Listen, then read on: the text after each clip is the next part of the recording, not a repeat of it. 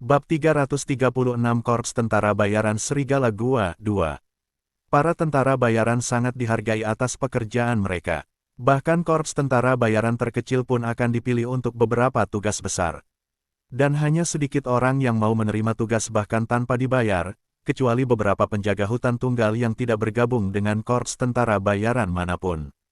Shen Yanxiao mengabaikan ejekan dan tawa para tentara bayaran.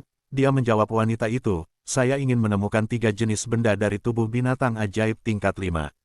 Tanduk, mata, dan tulang bisa digunakan, tetapi waktu kematian binatang ajaib tidak boleh lebih dari seminggu. Mendengar ucapan Shen Yanxiao, para tentara bayaran yang awalnya tertawa langsung melotot. Binatang ajaib tingkat 5, itu adalah binatang ajaib tingkat menengah. Tanpa lebih dari 10 orang, sulit untuk menghadapi binatang ajaib tingkat menengah. Tim dari 2 tentara bayaran itu hanya memiliki 6 hingga 7 anggota, korps tentara bayaran yang kecil. Mereka tidak memiliki kemampuan untuk menantang binatang ajaib tingkat menengah. Apakah anak ini gila? Dia benar-benar ingin membeli beberapa barang dari tubuh binatang ajaib tingkat 5. Bahkan jika itu bukan inti sihir, harganya juga tidak murah. Seorang tentara bayaran terdiam dalam hati. Inti sihir dari binatang ajaib adalah barang yang paling mahal. Barang-barang lain seperti tanduk, darah, kulit, mata, tulang, dan rambut lebih murah, tetapi jelas tidak murah. Inti sihir dari binatang ajaib tingkat 5, bahkan yang kualitasnya paling buruk, juga bisa dijual seharga ribuan koin emas. Dan barang-barang lain dari tubuh binatang ajaib itu berkisar dari beberapa ratus koin emas hingga lebih dari 1000 koin emas. Jumlah uang ini sudah bisa membeli 1 atau 2 inti sihir tingkat rendah. Setan kecil itu tidak terlihat kaya tetapi dia benar-benar meminta 3 barang dari tubuh binatang ajaib, dan waktu kematian binatang ajaib itu seharusnya tidak lebih dari seminggu. Bukankah ini hanya lelucon? Wilayah tempat tinggal binatang ajaib itu setidaknya berjarak 2 atau 3 hari dari Kota Hitam. Bahkan korps tentara bayaran berukuran sedang akan kesulitan menemukan binatang ajaib tingkat menengah dan mengalahkannya dalam sehari.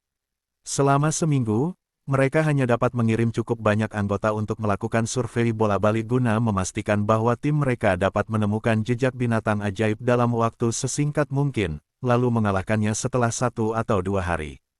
Terlebih lagi, dalam proses membunuh binatang ajaib, kerusakan besar kurang lebih akan terjadi pada binatang ajaib itu sendiri. Sulit untuk menjamin bahwa tubuh binatang ajaib itu akan tetap utuh. Secara umum, tidak banyak hal yang dapat dikeluarkan sepenuhnya setelah binatang ajaib mati. Tetapi Shen Yanxiao telah meminta 3 benda, yang berarti setidaknya 2 binatang ajaib tingkat menengah harus dikalahkan. Ini adalah permintaan yang sangat menuntut. Jika korps tentara bayaran menerima permintaan ini, harganya akan cukup mahal.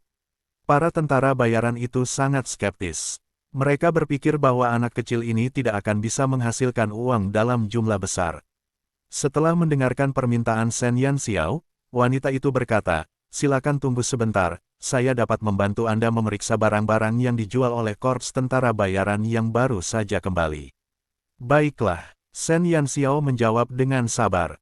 Beberapa tentara bayaran itu kini lebih memperhatikan Shen Yanxiao. Mereka tidak terburu-buru memberikan tugas mereka sendiri, mereka ingin tahu apakah iblis kecil ini bisa mengeluarkan cukup banyak koin emas pada akhirnya. Sesaat kemudian, wanita itu mendongak, dia tersenyum dan berkata, halo, apakah Anda yakin menginginkan barang-barang dari binatang ajaib yang mati dalam 7 hari? Jika tidak perlu, sebagai serikat buruh mercenari, kami sarankan Anda untuk memilih beberapa barang dengan waktu tak terbatas, akan ada diskon besar untuk harganya.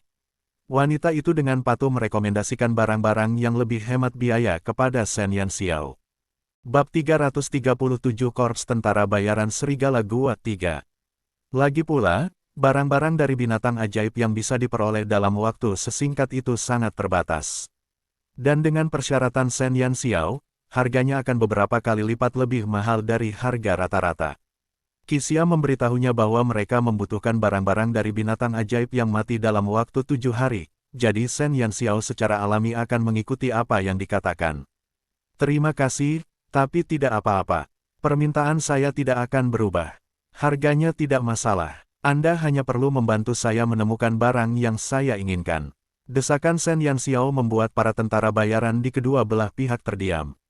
Faktanya, waktu kematian binatang ajaib tidak memiliki dampak besar pada item dari tubuhnya. Paling banter, itu hanya akan melemahkan beberapa efeknya, tetapi karena harganya lebih murah, mereka tidak peduli seberapa banyak pengurangan efeknya. Anak ini keras kepala sekali. Setidaknya dia bisa menghabiskan lebih sedikit uang. Seorang tentara bayaran tidak bisa menahan diri untuk tidak mengerutkan kening. Para tentara bayaran itu diam-diam menghela nafas karena sikap keras kepala Shen Yanxiao. Namun, mereka tidak tahu bahwa anak kecil di depan mereka tidak kekurangan uang. Wanita itu menatapnya dengan hati-hati lagi lalu berkata, "Baiklah, untuk hal-hal yang kau inginkan, Korps Prajurit Bayaran Serigala Gua memiliki apa yang kau butuhkan." Mereka memiliki mata binatang ajaib tingkat 5 macan salju, sisik dari armor bumi rusak dari binatang ajaib tingkat 5 dan tanduk binatang ajaib tingkat 5 kuda maple. Ketiga jenis barang ini sesuai dengan permintaanmu, tetapi harga yang diberikan oleh Korps Prajurit Bayaran Serigala Gua adalah 3.000 koin emas. Jika kau yakin membutuhkannya, aku akan membantumu menghubungi Korps Prajurit Bayaran Serigala Gua. Korps Tentara Bayaran Serigala Gua. Seorang tentara bayaran yang berdiri di samping terkejut setelah mendengar nama Korps Tentara Bayaran Serigala Gua. Di seluruh Kota Hitam, terdapat sedikitnya ratusan korps tentara bayaran besar dan kecil. Korps tentara bayaran berukuran sedang juga berjumlah lebih dari 10. Namun, jika berbicara tentang korps tentara bayaran mana yang memiliki reputasi terbesar, itu adalah Korps Tentara Bayaran Serigala Gua. Korps Prajurit Bayaran Serigala Gua hanya memiliki 80 anggota. Meskipun jumlah anggotanya bukan yang terbanyak di antara Korps Prajurit Bayaran Menengah, mereka adalah korps terkuat di Kota Hitam. Level prajurit bayarannya sangat tinggi, menurut rumor, lebih dari separuh anggota Korps Prajurit Bayaran Serigala Gua telah mencapai level menengah dari profesi mereka masing-masing, dan setidaknya 7 anggota telah mencapai level yang lebih tinggi dari profesi mereka. Sulit untuk menemukan sejumlah prajurit bayaran yang kuat seperti itu di korps prajurit bayaran lainnya. Bahkan di kalangan korps tentara bayaran menengah, sebagian besar dari mereka hanya memiliki 1 atau 2 level senior dalam profesi mereka, tetapi ada sebanyak 7 orang di korps tentara bayaran Serigala Gua. Tugas-tugas yang banyak tentara bayaran tidak berani ambil, mereka berani tantang. Di seluruh Kota Hitam, kekuatan korps tentara bayaran Serigala Gua tidak ada duanya, dan upah mereka dari setiap misi juga jauh lebih tinggi daripada korps tentara bayaran lainnya. Jika Shen Yanxiao benar-benar ingin menemukan siapa yang dapat memenuhi kebutuhannya di seluruh Kota Hitam, maka hanya ada satu korps, Korps Tentara Bayaran Serigala Gua. Shen Yanxiao tidak mengenali nama Korps Prajurit Bayaran Serigala Gua. Dia tidak merasakan apapun tentang suara terkejut para prajurit bayaran di sekitarnya. Selama dia tahu bahwa dia bisa mendapatkan hal-hal yang diinginkannya, itu sudah cukup baginya. Dia segera mengeluarkan kartu ungu keemasan dari cincinnya lalu menyerahkannya kepada wanita itu. "Uang, kamu bisa langsung menariknya dari sini." Shen Yanxiao menyerahkan kartu ungu keemasan kepada wanita itu. "Sial, kartu emas ungu, apa-apaan anak ini?" Rahang para tentara bayaran langsung ternganga saat melihat kartu emas ungu. Agar seseorang bisa mendapatkan kartu emas ungu, setidaknya puluhan juta koin emas harus disetorkan. Kelompok tentara bayaran ini menghabiskan hidup mereka selama setahun untuk mendapatkan lebih dari 10.000 koin emas. Namun, jika dibandingkan dengan 10 juta koin emas, penghasilan mereka bahkan tidak cukup untuk menutupi celah di antara gigi mereka. Mereka baru saja bergumam bahwa anak ini tidak tahu cara menabung. Siapa yang tahu bahwa ratusan koin emas hanyalah setetes air di lautan bagi orang baik atau kaya seperti ini. Bab 338 Kesepakatan 1. Wanita itu mengambil kartu ungu emas dan menarik 3.000 koin emas, lalu dia mengembalikan kartu itu ke Shen Yanxiao setelahnya. "Silakan menuju ruang tunggu di belakang sebentar, dan kami akan mencari seseorang untuk dikunjungi dan memberitahu korps prajurit bayaran Cave Wolves sehingga mereka dapat datang dan memberikan Anda hal-hal yang Anda butuhkan." Shen Yanxiao menganggukkan kepalanya. Wanita itu kemudian membiarkan seorang staf membimbing Shen Yanxiao ke ruang tunggu. Beberapa tentara bayaran itu, yang berdiri di depan meja resepsionis, menatap punggung Shen Yanxiao, mata mereka tidak lagi dipenuhi dengan penghinaan tetapi lebih kepada rasa iri yang kuat. Bocah kentut kecil itu dengan santai mengeluarkan kartu ungu kemasan. Bagaimana mungkin mereka yang kelelahan karena bekerja, menelan ini? Terus-menerus membandingkan diri dengan orang lain hanya akan membuat seseorang marah. Membandingkan apa yang dimiliki dengan orang lain akan membuat Anda membuang apa yang dimiliki. Setelah Shen Yanxiao tiba di Longe, dia menemukan tempat untuk duduk. Tentu saja lebih baik jika bisa menemukan apa yang diinginkannya dengan lancar, tetapi dia tidak tahu sudah berapa lama ketiga benda itu dikeluarkan dari tubuh binatang ajaib itu. Jika masih ada beberapa hari lagi dari 7 hari, setidaknya dia punya lebih banyak waktu untuk mempersiapkan diri. Namun jika sudah hampir habis, dia khawatir dia hanya bisa berdiskusi dengan Kisia dan pergi ke gudang farmasi sekolah Roland Suci malam ini. Setelah menunggu sejenak, sesosok tubuh tinggi muncul di depan ruang tunggu. Seorang pria berusia sekitar 35 tahun masuk dari ambang pintu. Ia tampak sangat cakap dan berpengalaman dalam berpakaian. Di pinggangnya tergantung sebilah pedang besar yang dingin. Kulitnya gelap dan wajahnya yang tajam tampak sangat berwibawa. Sudut alisnya memiliki bekas luka yang mengerikan. Setelah memasuki ruang tunggu, lelaki itu memandang sekilas dan menyadari keberadaan Shen Yanxiao, lalu dia langsung menuju ke arahnya. Saya adalah kepala korps prajurit Serigala Gua, Dulang. Apakah Anda tamu yang ingin membeli barang-barang kami? Dulang menatap Shen Yanxiao yang sangat kurus dan sedikit keterkejutan melintas di matanya. Dia baru saja menerima pemberitahuan dari Serikat Buruh Mercenari yang mengatakan bahwa ada seseorang yang ingin membeli 3 item binatang ajaib tingkat 5 yang telah dia percayakan kepada mereka. Jadi dia sendiri bergegas datang, tetapi dia tidak menyangka bahwa tamu yang ingin membeli ketiga barang ini sebenarnya adalah seorang anak kecil. Dibandingkan dengan sosok Dulang yang tinggi dan kekar, Shen Yanxiao tampak seperti pemuda yang kekurangan gizi. Dulang tahu betul bahwa harga barang-barang yang telah dipercayakannya kepada Serikat Buruh Mercenari cukup tinggi. Dan kebanyakan orang jarang menghabiskan 3.000 koin emas untuk membeli barang-barang ini. Lagi pula, itu bukanlah inti sihir. 3.000 koin emas sudah cukup untuk membeli inti sihir tingkat menengah yang asli. Orang kecil di depannya, tidak peduli dari sudut pandang mana, sepertinya tidak bisa mengeluarkan sejumlah besar koin emas sekaligus. Tetapi karena Serikat Buruh Bayaran telah memberitahunya, mereka pasti sudah menerima pembayarannya. Meskipun Dulang merasa sedikit penasaran, dia juga tidak ingin menanyakan detailnya.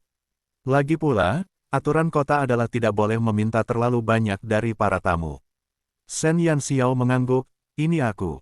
Setelah mengonfirmasi identitas Shen Yanxiao, Dulang segera mengeluarkan 3 botol kaca setinggi setengah lengan dari cincinnya. Ketiga botol kaca itu diisi dengan 3 jenis benda yang dipotong dari binatang ajaib yang dibutuhkan Shen Yanxiao. Ini barang-barang yang kamu beli. Kamu bisa memastikannya. Dulang meletakkan 3 botol kaca dengan rapi di atas meja di depan Shen Yanxiao. Shen Yanxiao memeriksanya satu persatu, dan dia membiarkan Xiu melihat rentang waktu dari ketiga benda ini. Xiu memberitahunya bahwa waktu kematian binatang ajaib, yang darinya ketiga benda ini dipotong, adalah sekitar 5 hari atau lebih. Dengan kata lain, Shen Yanxiao masih punya waktu 2 hari untuk persiapan sebelum pergi ke gudang farmasi. Bab 339 Kesepakatan 2. Tepat saat Dulang menyerahkan barang-barang itu kepada Shen Yanxiao, dia tidak bisa tidak mengamati tamu muda ini secara diam-diam. Dulang telah melihat banyak kejadian yang tidak dapat dipercaya selama bertahun-tahun dia berada di Kota Hitam.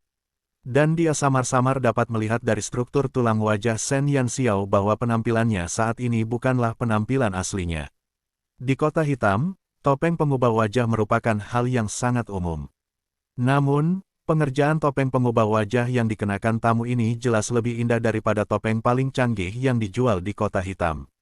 Jika bukan karena pemahaman Dulang yang di atas rata-rata tentang struktur tulang manusia, akan sulit baginya untuk menyadari bahwa Shen Yanxiao sebenarnya mengenakan topeng.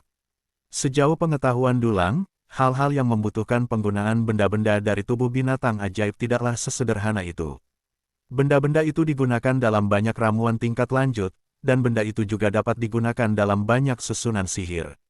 Meskipun anak di depan matanya tampak sangat tidak mencolok, ia sebenarnya orang penting, sama sekali tidak seperti yang terlihat di permukaan.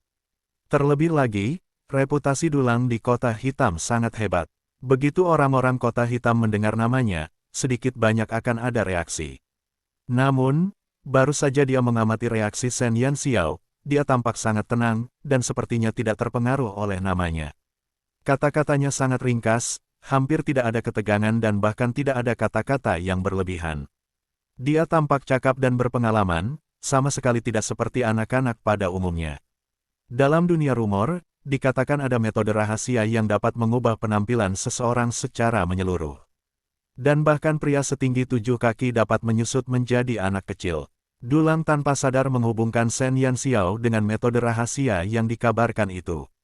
Juga, menurut rumor, siapapun yang bisa mempraktikkan metode rahasia semacam itu memiliki kekuatan yang tak terduga. Dulang menatap Shen Yanxiao sekali lagi. Sebenarnya, tidak aneh jika Dulang berspekulasi seperti itu. Seorang anak kecil yang tampak miskin tanpa penampilan yang menonjol tiba-tiba pergi ke serikat buruh mercenari dan menghabiskan banyak uang untuk membeli beberapa item binatang ajaib tingkat menengah, yang merupakan hal yang sangat aneh. Selain itu, kata-kata dan tindakan Shen Yanxiao tidak memiliki kepolosan dan ketidakdewasaan yang seharusnya dimiliki seorang anak, yang membuat Dulang membuat asosiasi seperti itu. Shen Yanxiao sama sekali tidak peduli dengan tatapan mata Dulang yang penuh selidik. Setelah masalah itu selesai, dia sekarang lebih peduli tentang kapan mungkin untuk membatalkan susunan sihir 9 busur dari gudang obat sekolah Roland Suci. Begitu dia dapat dengan bebas mengakses gudang dan masuk dan keluar, dia dapat mengambil setidaknya lebih dari setengah ramuan obat yang dibutuhkan untuk ramuan pesta darah. Ini pasti akan menyelamatkannya dari banyak masalah. No.B. Jendot C. Om. Ruang tunggu itu sunyi, dan Shen Yanxiao sudah bersiap untuk pergi ketika sesosok tubuh tinggi tiba-tiba masuk dari pintu. Seorang pemuda berusia sekitar 25 tahun melangkah ke arah Dulang di dalam ruang tunggu. "Pemimpin, kami baru saja menerima tugas," kata pemuda itu. Dulang menatap pemuda itu dan bertanya, "Tugas apa?" Pemuda yang sekarang adalah anggota Korps Prajurit Bayaran Serigala Gua, dan meskipun dia tidak memiliki kekuatan yang luar biasa, dia adalah orang yang cerdas. Semua anggota Korps Prajurit Bayaran Serigala Gua tahu bahwa Dulang memiliki masalah penting untuk ditangani. Jika bukan karena tugas penting, dia tidak akan datang mencarinya. Pemuda itu menatap Shen Yanxiao dan bergumam. Dalam hati, mengapa ada bocah nakal di ruang tunggu Serikat Buruh Bayaran? Bukankah ketua mengatakan bahwa seseorang ingin membeli barang-barang binatang ajaib tingkat menengah? Mengapa dia tidak melihat tamu itu? Pemuda itu bingung sejenak, lalu ia langsung berkata, membunuh binatang ajaib adalah tugas yang harus dilakukan. Namun, tujuan tugas ini sangat langka, yaitu Phoenix tingkat 8. Bab 340 Kesepakatan 3. Shen Yanxiao hendak meninggalkan ruang tunggu ketika mendengar kata Phoenix, langkah kakinya langsung terhenti. Dia benar-benar tidak tahu harus berpikir apa tentang situasi ini. Xiu baru saja memberitahunya bahwa rumput radang tumbuh di sarang Phoenix. Dan malam ini, dia benar-benar mendengar berita tentang Phoenix. Untuk mendapatkan rumput radang, Shen Yanxiao segera memutuskan untuk mendengarkan kata-kata pemuda itu terlebih dahulu, baru kemudian dia bisa membuat rencana. Namun, peringkat 8 Phoenix. Menurut apa yang dikatakan Xiu, Phoenix sudah berada di peringkat 8 hingga 9 saat mereka lahir. Lalu, mungkinkah tujuan majikannya adalah anak singa yang baru lahir? Shen Yanxiao sedikit mengernyit, dia merasa ada sesuatu yang salah. Dulang juga tertegun sejenak saat mendengar kata Phoenix. Phoenix, binatang ajaib semacam ini hanya terdengar dalam rumor oleh sebagian besar orang. Ratusan tahun telah berlalu dan mereka belum pernah melihat seperti apa rupa Phoenix yang sebenarnya. Dan sekarang, seseorang benar-benar melepaskan tugas untuk membunuh Phoenix. Ini benar-benar sesuatu yang sulit dipercaya. Apakah kamu yakin tidak salah dengar? Dulang bertanya dengan ragu. Pemuda itu mengangguk, aku yakin. Majikan itu memberikan komisi yang tinggi. Bukan hanya korps tentara bayaran kita. Sejauh yang aku tahu, lebih dari 10 korps tentara bayaran menengah di Kota Hitam juga menerima tugas yang sama. Dulang menyentuh dagunya. Karena orang yang mengeluarkan tugas itu berani menyebarkannya ke banyak korps tentara bayaran, sepertinya berita itu benar. Sebab, meskipun berita itu salah dan tugas itu gagal, majikan tetap harus membayar sesuai harga awal kepada setiap korps tentara bayaran yang akan berpartisipasi dalam tugas ini. Tapi, burung Phoenix, tidak seorang pun pernah melihat Phoenix selama ratusan tahun. Semua informasi tentangnya hanya bisa dilihat dari buku. Karena orang itu bisa menemukan berita tentang Phoenix, sebaiknya kita ikut dengannya. Sebagai tentara bayaran, koin emas adalah tujuan utama mereka, sedangkan untuk hal-hal lainnya, mereka tidak terlalu tertarik. Binatang ajaib tingkat 8 dianggap sebagai binatang ajaib tingkat tinggi. Korps tentara bayaran menengah pada umumnya tidak memiliki cara untuk membunuh mereka sendirian, jadi pihak lain hanya dapat merekrut banyak korps tentara bayaran menengah di kota hitam bersama-sama. Tindakan ini bukan langkah kecil, Xiu, tidakkah menurutmu ini aneh? Shen Yanxiao mendengarkan dengan tenang di samping, dan semakin dia mendengar, semakin dia merasa ada sesuatu yang salah. Phoenix tingkat 8 jelas hanyalah seekor anak burung. Apakah menurutmu seekor anak burung yang baru lahir akan muncul dengan sendirinya?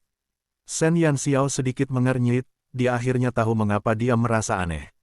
Seekor binatang buas yang baru lahir, pasti ada penjaga yang menjaganya. Dan itu kurang lebih adalah seekor Phoenix dewasa, dan level terendah yang bisa dicapainya adalah level binatang mitologi.